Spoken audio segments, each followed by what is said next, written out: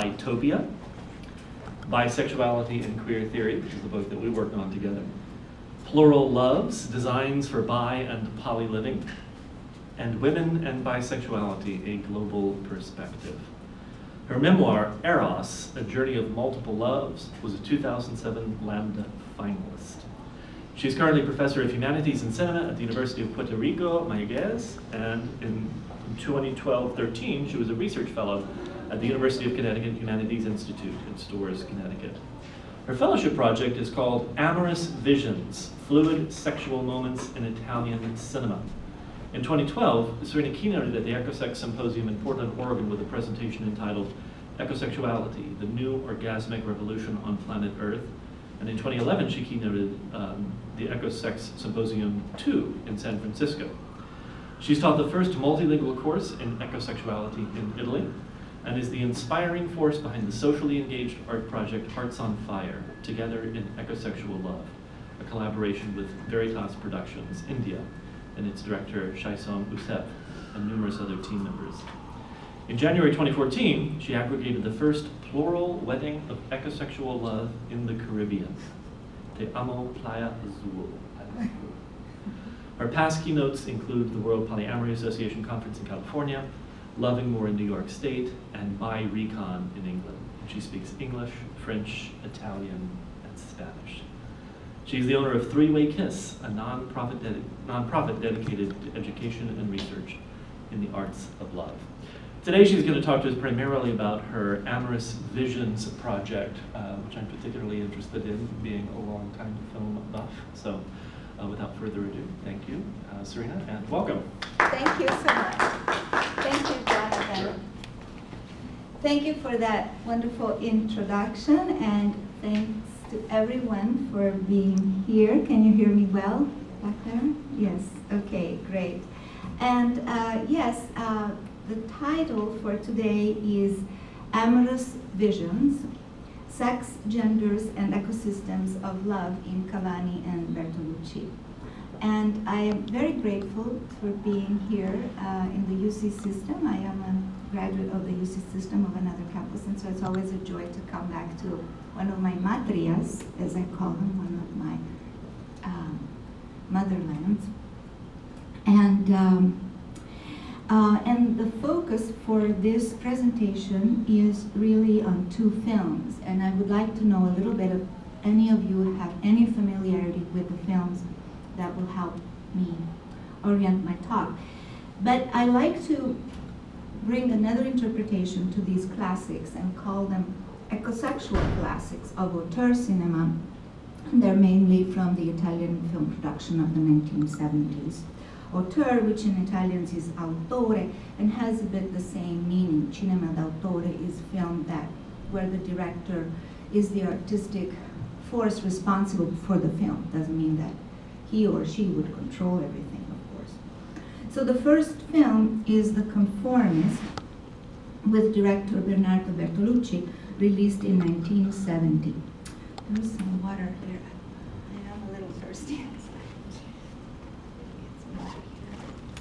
Yes. Okay. And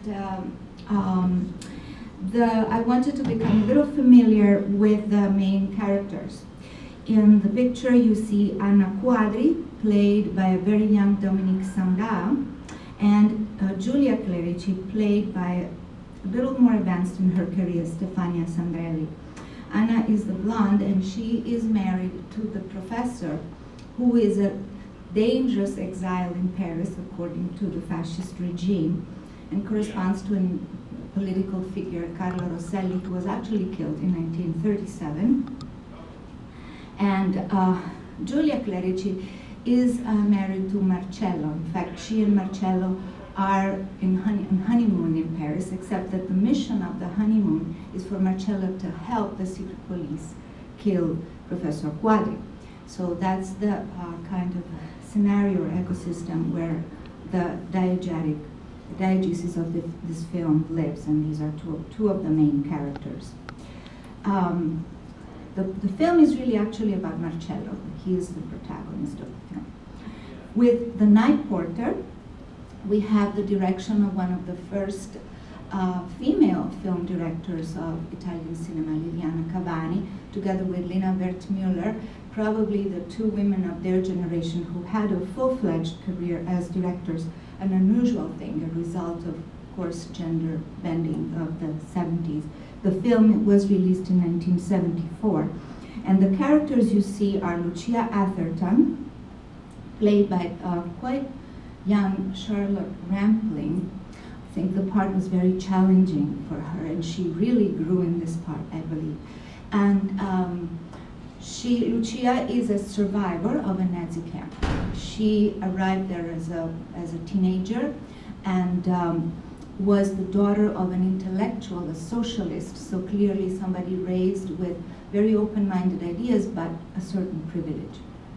And then Max Eldorfer is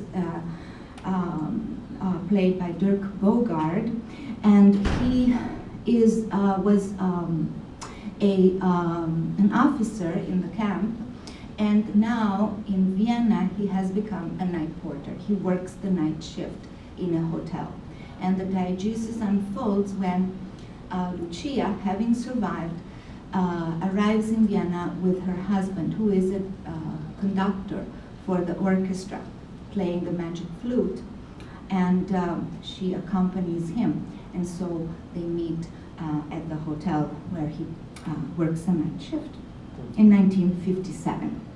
That's when they meet. Okay. I want to bring certain questions that have to do with an epistemic perspective to the study of cinema. And so my questions here, my affirmations are a bit heretical, or perhaps they're a bit advanced. So my take is that the arts and the humanities can be sciences that study belief systems and create the ones we need. For example, in ecosexuality, we have this belief system. Love is the ecology of life. Perhaps it's a belief system that would be useful if we believed it. Another take is that cinema is the art of the 20th century that studies time and movement via the motion camera. And here the idea is that the motion camera, if cinema is a science, then the motion camera is its research tool. And in fact, it's a very effective research tool that photographs very closely this time and movement. Okay. In the third point, I quote directly from Gilles Deleuze, and I have to say that I do nest my take on cinema very much within his theory and his work on cinema and his other works, because I like it and because it really serves my intents well. So here's Gilles Deleuze, who says, the artist is creator of truth, because truth has to be created. Okay, here is another truth that, for example, the ecosexual movement is creating. The earth is a lover. And that's where this whole impulse of creating these ecosexual weddings to the mountains or the sky or the beach, it's a way to represent, to create that truth that the earth is our lover.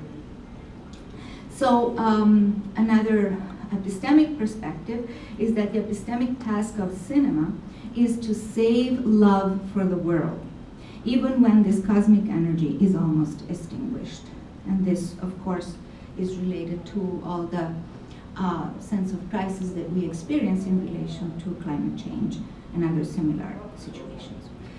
So a little bit of an introduction to ecosexual love. How can we describe it? First, ecosexuality can be described as an open arena of cultural discourse that aligns sexuality with ecology. So what is ecosexual love in this perspective? The love that reaches beyond genders, numbers, orientations, races, ages, origins, species, and biological realms to embrace all of life as a partner with equal rights. And here the idea of love that I go back to is really love as a cosmic energy. That comes even from the Middle Ages, even in Dante you can find it. So love as being this cosmic energy that animates life and that circulates across biological realms and species and all kinds of people. Okay, so what could fit this category of an ecosexual classic of Italian cinema? A film where amorous visions of love for love persist even in the most toxic ecosystems. When the ecosystem is really toxic, practicing love may be quite difficult if they're, if they want to exterminate you, as in an extermination camp. It's not exactly the most conducive situation to practices of love. But the amorous vision of love for love, or the possibility of love. And so in the Conformist, what is the toxic system? It's a dictatorship where the political assassination is the ticket to one's political career. A system that demands that you kill somebody in order to advance in your career. And in the Night Porter, it's even more toxic, an extermination camp that intends to eliminate a whole gene pool from our species. Here I have to offer a little bit of background on some of the tenets of Deleuzean theory about cinema. These two concepts are movement image and time image. Okay, so that's a little bit how Deleuze presents it in his book, and then I will go more into detail as to what techniques correspond to time image or movement image. So for Deleuze, the brief and intense period and movement of Italian Neorealism marks the shift between classical and modern cinema, with the former based on movement image and the latter on time image. For those of you who are well-versed in Italian history, Neorealism really is the brief period at the end of World War II, when the country was in a disarray and all the artists wanted to make movies to really document that time. Neorealism is when time image and movement image coincide. The motion camera is the instrument in the science of recording history. Experience coincides with consciousness for that brief period of time. After that, time image tends to prevail over movement image. And this is according to Deleuze, and I think it does apply to European cinema. It does not apply to third cinema, for example. So time image and movement image are modalities related to perspective and technique, production and fruition. There is no objective difference per se. However, when we look at films of the 1970s, we see that that's when cinema becomes self-reflexive, right? When the time image practice is used as a cinematic stream of consciousness technique. And this is also known as flashback. Okay. So what happens in this style of cinema? How do we see the movement image interact with the time image?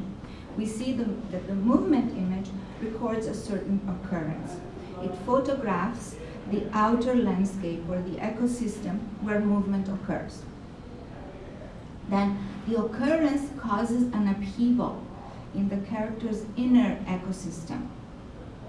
The camera abandons the movement, whatever was happening is abandoned, and jumps into the inner landscape to photograph the processes of memory retrieval that are caused by the emotional upheaval. Of course, this is well related to psychological theory of cinema, but I'm not going to go into that. Okay, so both these films are typically organized this way. They're very similar. Both rely on flashbacks as cinematic form of stream of consciousness technique. Both refer to storia. Another important point is that in Italian, the word storia means both history and story. So there's a certain confusion, but it's a very fertile confusion, because in a way, storia can be defined as a narrative science of time and space, also known as history. Okay, so both films use what Deleuze called time image to film love for love. In other words, whenever the camera jumps into this inner landscape, it's really to photograph this love for love, this hope for love, this residue of the possibility of love. as the way the force of love persists in the toxic ecosystems. However, my point, and it's a small point really, I don't want to put down Bertolucci in any way, I adore his film, but Bertolucci fails where Cavani succeeds, in proving that love for love can prevail. Why? The reason is that Cavani's use of time image is more rhizomatic. And here again I'm using a Deleuzean metaphor. You all know about ginger roots and how they grow under the soil, and each root is different, but they're also similar. And they expand horizontally so that the whole system has more resilience, because you can't kill it all at once. Whereas if you have an arborescent formation, a tree, you cut the trunk and the whole system is gone. So Cavani's use of time image is more rhizomatic in the sense that the root directories from which memories are retrieved are multiple. Another concept I got from Deleuze is this concept of the sheets of the past. In other words, the past is, the metaphor for the past is these sheets, as if you can peel different sheets and you find another sheet under the first sheet, and so on. Now, naturally, time inhabits space in certain ecosystems. In all ecosystems, time inhabits space. If you go to a burial site for the Native Americans, you know how time inhabits space. Now, in Italy, of course, there are ways that time inhabits space from antiquity. So there are these reverberations of ancient belief systems. One that is very important for all filmmakers, and in particular for these films. Love is envisioned as an art whose forms of expression are infinite. And then the earth is sovereign. Nature is the supreme protagonist of all there is. Okay. Now, obviously, when you look at films, auteur films of the 70s, there are also sheets of the past in recent history, right? And obviously, the directors from Italy who make movies in this period are obsessed with the country's descent into fascism. That's really what worries them, because their parents were in it, because they were born during that period.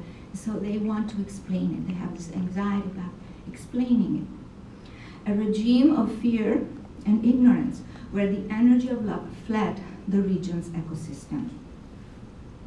So in their hands, the motion camera becomes a research instrument of the science of time and space called history that art cinema uses to reinterpret the past and invent a new future.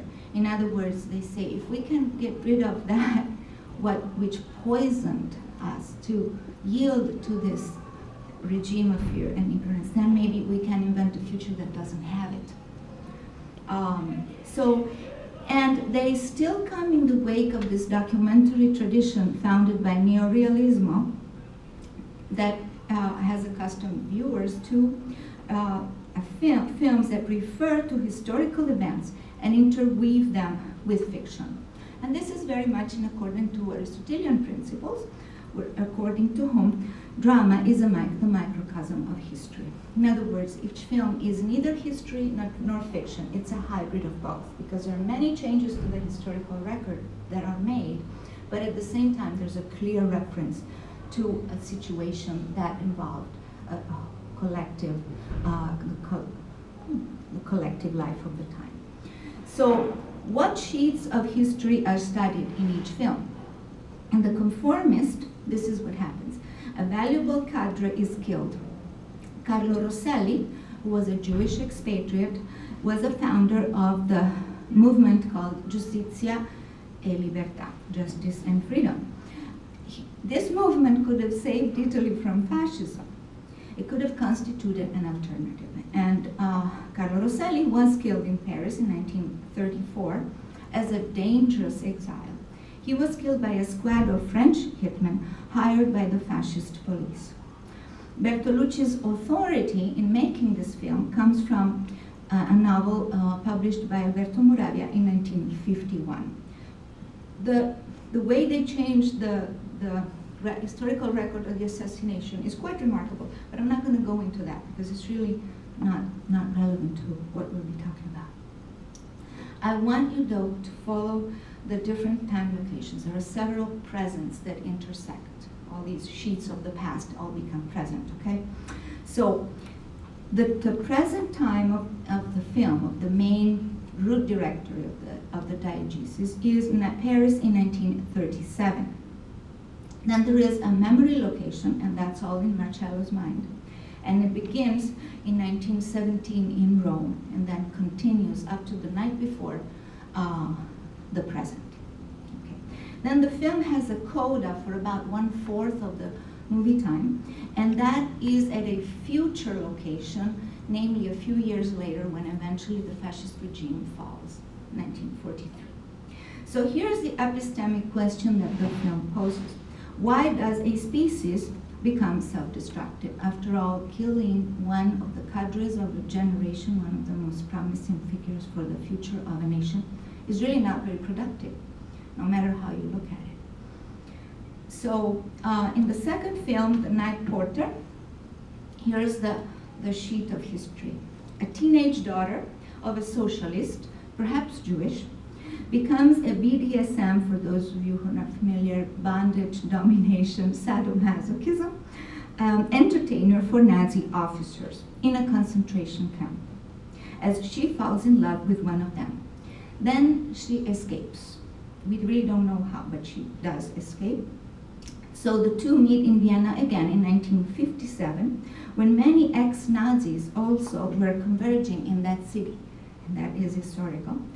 Cavani's authority to make this film comes from her numerous interviews with survivors of these camps that she did for the Italian national television, right?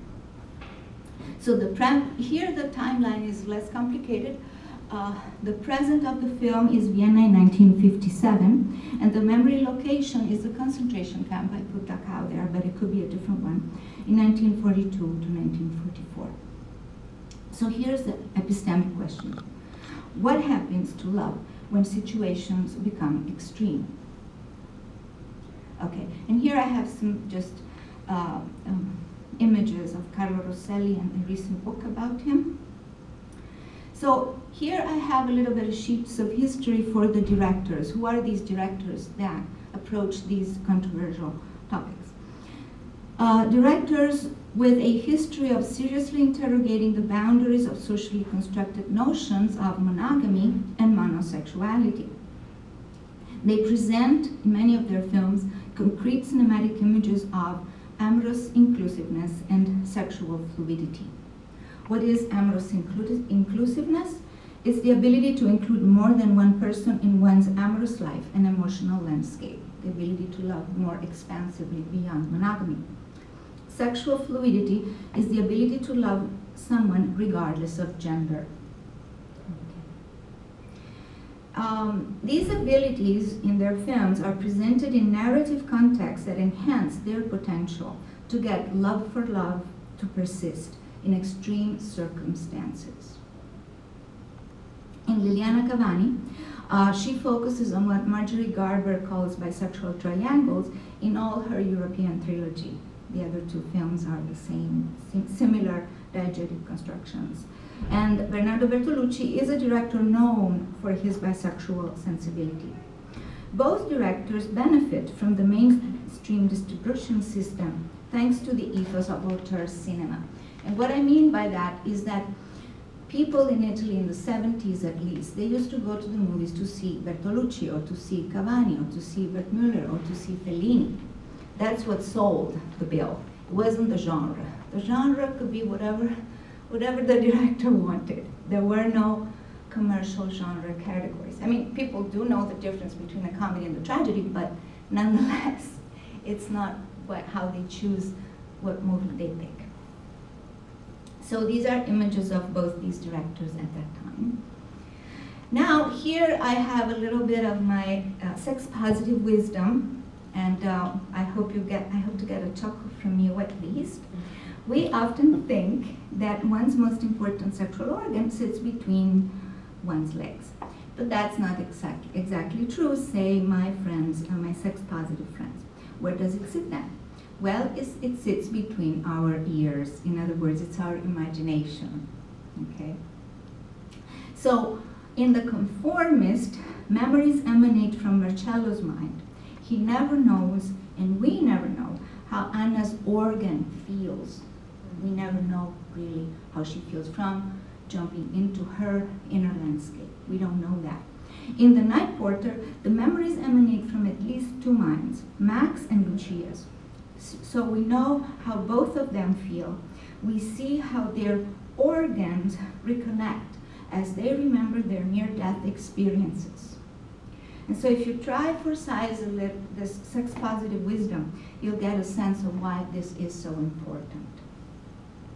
Here we have the, where the time, well, linear time really begins for each film. Very archetypal image for the diegesis of each film. The first, the one with Marcello. Marcello is a kid, and he's being bullied at school because he's a bit of a sissy. And so the chauffeur, Lino, whom you see on the floor, rescues him with the car and tells him, I'll give you a pistol. And then he takes him to his home, and he molests him, Marcello, a bit, but really a very little bit, just touches him sensually a bit. Marcello, the kid, overreacts, and there's a pistol, and so he shoots the chauffeur. And then he escapes from the room and believes that he has killed this man. It's not true, but he believes that. Here we have a bit of a memory for Lucia. Lucia arrives at the camp. She's a virgin. She's very young, and Max initiates her to the ways of the camp by pretend shooting her in a room where she's naked. This is a scene of the film. And then he kisses her wound. So that's sort of archetypal memory for the situation that Lucia is in. So here's my claim. In both films, the camera researches the presence of love for love in the toxic ecosystems. Bertolucci's Marcello ends up witnessing the murder of the woman who has inspired this emotion in him.